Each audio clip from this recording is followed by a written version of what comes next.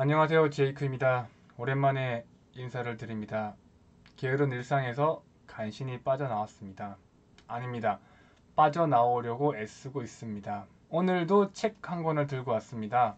면허증 없는 그녀와 신용카드 없는 그의 유럽 커뮤니티 탐방기, 줄여서 유럽 커뮤니티 탐방기입니다.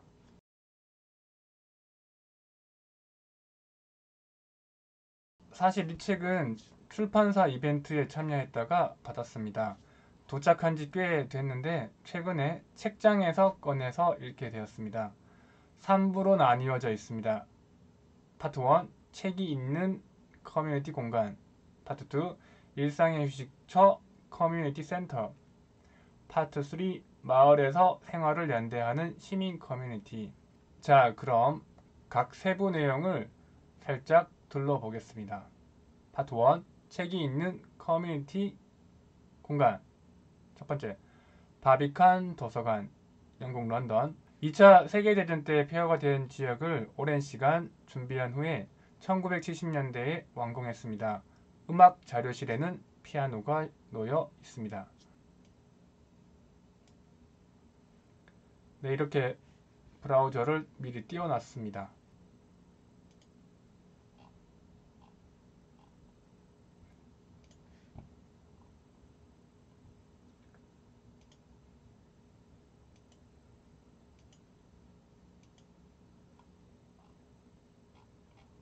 두 번째로는 북마크 야외 도서관입니다. 독일 마그데부르크에 있습니다. 주민투표로 디자인을 선택하는 등 민주적인 절차를 거쳐서 2009년에 완공되었습니다. 24시간 열려 있고 사서가 없이 주민들에 의해 운영됩니다. 또한 이곳 야외 도서관에서는 맥주를 마시는 것이 허용됩니다.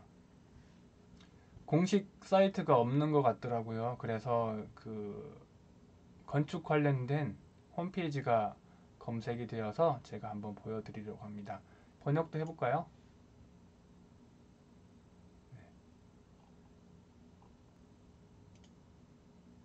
이런 식으로 되어 있습니다.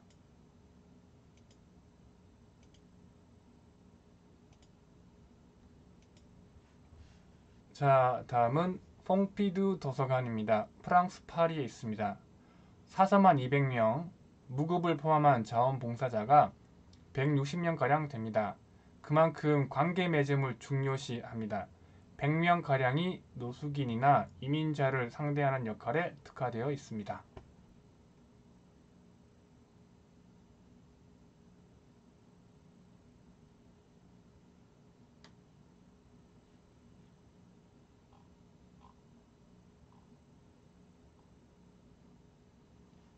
DJ 프로그램도 있네요.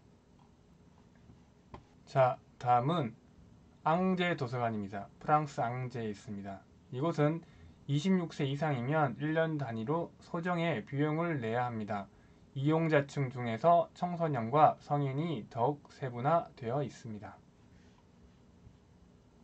네, 이렇게 되어 있습니다. 이게 공식 사이트인지는 정확하게 모르겠지만 많은 검색 후에 이 사이트를 발견하게 되었으니까 참고하시는데 도움이 되리라고 믿습니다. 다음은 알메이다 가헤트 시립도서관입니다. 포르투갈 포르투에 있습니다. 이곳은 협동의 가치를 알리는 워크숍이 많습니다. 많은 양의 예술작품이 협동을 통해서 탄생했습니다. 역시 포르투갈어일 거니까 번역을 해보겠습니다.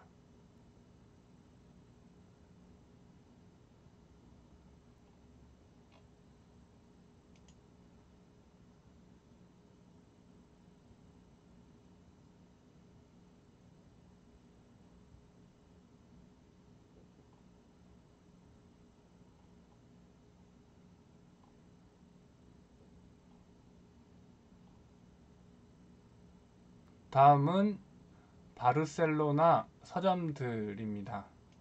리베 아이메스는 프랑스 도서 전문 서점으로 1941년에 문을 열었고 현재는 손녀가 운영하고 있습니다. 옆집 꽃집과 상생하고 있습니다. 그리고 라이의 북카페, 어떤 호기심을 풀어줄까에서 출발해서 서비스에 대한 계획을 세웁니다. 알리브리 서점, 90년의 역사를 가지고 있고 각 분야별로 전문 사서 역할을 하는 직원이 40명가량 됩니다. 칼데스 인문학 전문 서점, 직원들이 책을 직접 구매하여 읽고 파는 것을 원칙으로 합니다. 파트 2 가보겠습니다. 파트 2 일상의 휴식처 커뮤니티 센터 슈피얼바겐 독일 마그데부르크에 있습니다. 사회보장법에 따른 사회교육 서비스를 제공하는 비영리 기관입니다. 텃밭, 푸드쉐어, 청소년 용장 등이 있는데 푸드쉐어는 사무실 밖에 냉장고를 두어서 음식 나눔을 하고 있습니다.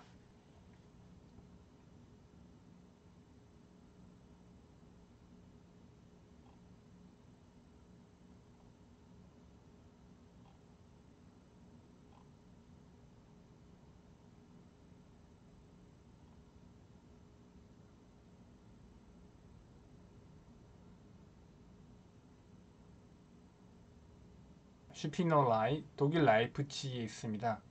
1884년에 설립된 방직 공장을 문화예술 공간으로 바꾸었습니다. 임대료가 많이 올라서 걱정하고 있습니다.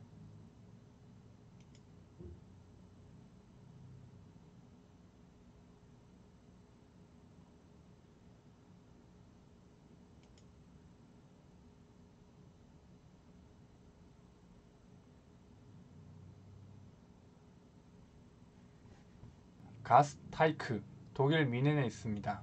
가스타이크는 8만 평 규지에 50개의 언어 교육을 포함해서 연간 320개의 프로그램이 운영되고 있습니다. 이곳의 높은 질과 가치를 공유해서 미넨 각 지역에 24개의 분관과 5개의 분교가 있습니다.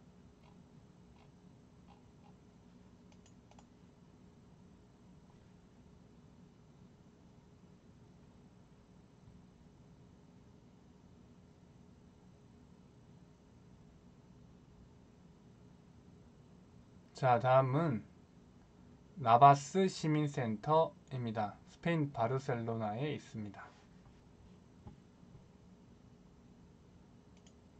나바스 시민센터는 시민들이 기획할 수 있는 프로그램 공모전도 있습니다.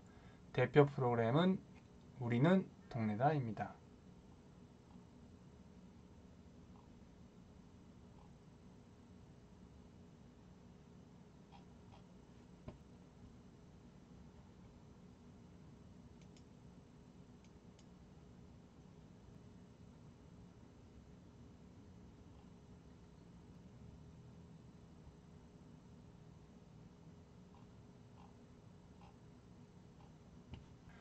다음은 파티 이모나 시민센터입니다.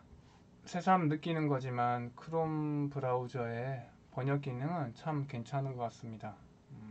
영어나 다른 언어들이었다면 이해하기가 많이 어려웠을 텐데 바로바로 번역이 되니까.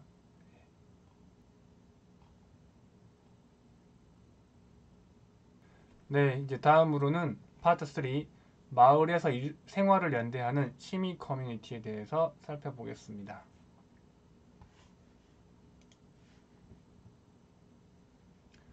자, 헤이온 와이 책마을 영국 웨일스에 있습니다. 1962년 리처드 부스라는 청년이 고향에 와서 성을 사서 헌책을 모았습니다. 초기에는 찾는 이가 없었는데 학자들 사이에서 먼저 퍼졌습니다. 1972년이 되어서는 책마을로 불리게 되었습니다. 4km짜리 야외 책장은 주민들과 노력이 있어서 가능했습니다. 헤이온와이 마을에 대한 홈페이지입니다. 페스티벌에 대한 정보도 있군요.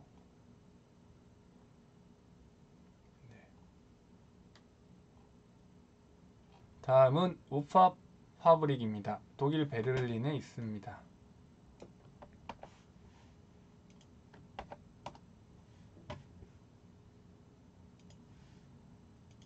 우파 파브릭은 거주 공동체로 출발해서 유기농 농사를 짓고 빵을 파는 등 노동을 함께하는 경제 공동체로 진화했습니다. 대안교육도 있습니다. 의사결정은 만장일치로 정합니다.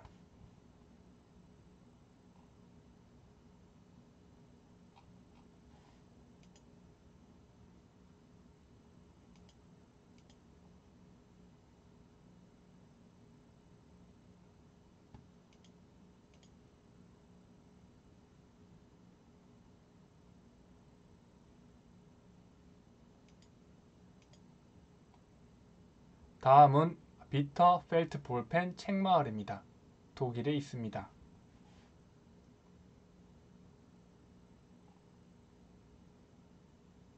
대중교통이 없는 시니어 공동체입니다. 예산이 별로 없는 행정기관에서 문화를 중심으로 모이게끔 하기 위해서 조성했습니다.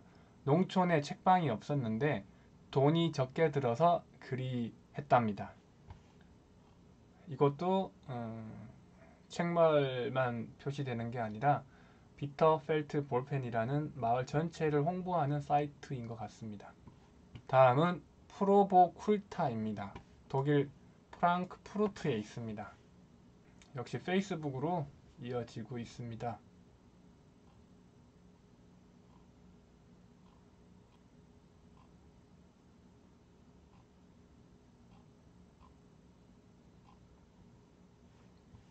프로보쿨타는 사회주택 공동체입니다. 공동체원들은 정치활동에서도 한 목소리를 냅니다. 다음은 피디프입니다. 프랑스 방대에 있습니다.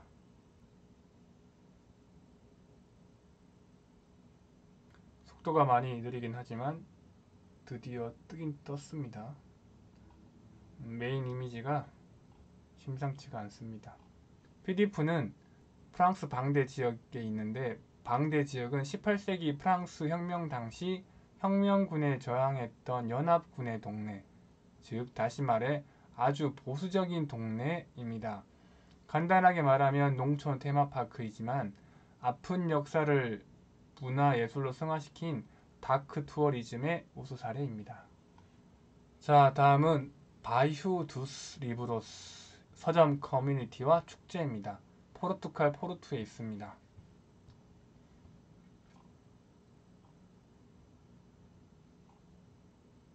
바이후 두스 리브루스는 포르투 구도심의 30개 서점들이 기획했습니다.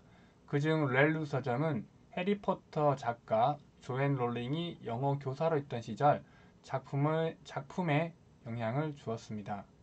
모레이라 다 코스타는 116년 된 건물에서 5대째 서점을 운영하고 있습니다. 매출 면에서는 달라진 것이 없지만 상인들끼리 결속력을 높이는 계기가 되었습니다.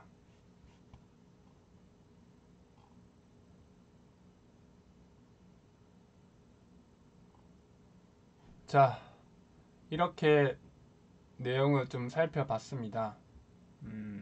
좀 아쉬운 점이 있다면 각 챕터들이 그 명칭이 영어로 잘 표시되어 있지 않아서 사이트를 찾는데 꽤나 시간이 걸렸습니다. 그래서 제가 각 사이트를 URL을 정리했으니까 나중에 검색하시는데 도움이 되었으면 좋겠습니다. 각 커뮤니티에 공통점이 있습니다. 사람이 있고 책, 음악, 미술 등 예술과 문화가 각 커뮤니티마다 있습니다. 중간중간 저자의 경험에서 비롯된 가르침들도 들어가 있습니다. 그리고 이 책은 크라우드 펀딩을 통해서 여행 자금을 마련했습니다.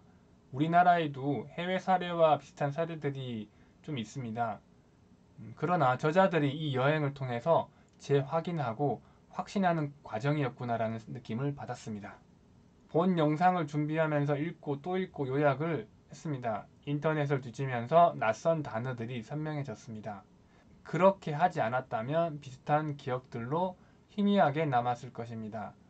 또한 호흡이 길어졌습니다. 자료를 찾고 효과적이고 재미있는 전달을 위해서 노력하게 되었습니다. 얼마 전까지 조급해하고 부담을 느꼈고 지치기도 했습니다. 나를 조금 내려놓는 시간이 된 것 같습니다.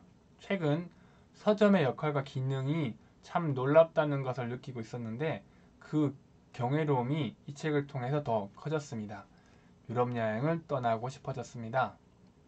오늘은 이것으로 마치겠습니다. 고맙습니다.